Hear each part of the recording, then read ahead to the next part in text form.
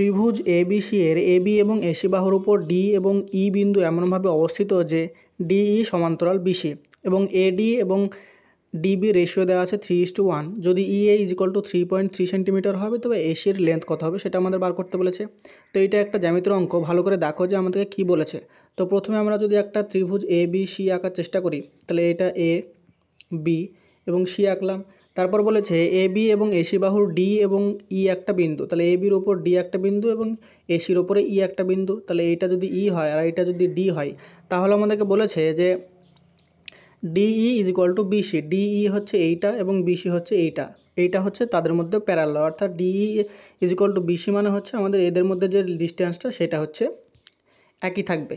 তাহলে এখানে দেখো প্যারালাল বলেছে, আবার আমাদেরকে বলেছে এডি আর ডিবির যে রেশিও সেটা আছে 3:1। তাহলে এডি মানে কোনটা? এডি মানে এ থেকে ডি পর্যন্ত এবং ডিবি মানে হচ্ছে ডি থেকে বি পর্যন্ত। তাহলে এইটা উপরেরটা 3 দেওয়া আছে, নিচেরটা দেওয়া আছে 1 দেওয়া আছে।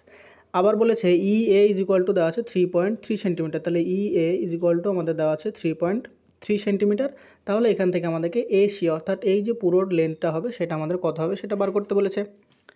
তো এই যে ত্রিভুজ যেটা দেওয়া আছে সেটার একটা স্পেশাল ফর্মুলা আছে, সেটা হয় আমাদের এডি অর্থাৎ এ থেকে যে ডি পর্যন্ত যে লেন্থটা হবে সেটা length divided by A B অর্থাৎ এ থেকে বি অর্থাৎ এই যে পুরো লেন্থটা সেটার যে রেশিও।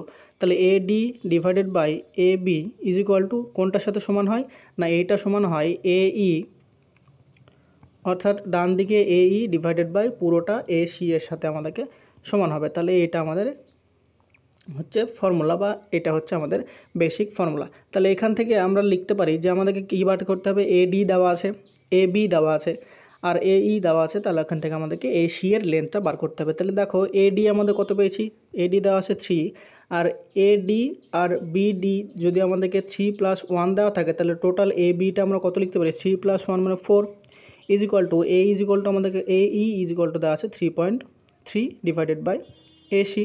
তাহলে 3 দিয়ে যদি 3.3কে কাটি তাহলে এইটা আমরা 1.1 পাই। তাহলে এসি ইজ ইকুয়াল টু কত পাবো, এসি ইজ ইকুয়াল টু পাবো 4 মাল্টিপ্লাইড বাই 1.1, তার মানে এইটা পাবো 4.4 সেন্টিমিটার। এইটা হয়ে যাবে আমাদের এসি যেটা লেন্থটা আমাদের বার করতে বলেছিল সেটার দৈর্ঘ্য। তাহলে এখান থেকে আমাদের 4.4 অর্থাৎ অপশান নাম্বার সি হয়ে যাবে সঠিক উত্তর।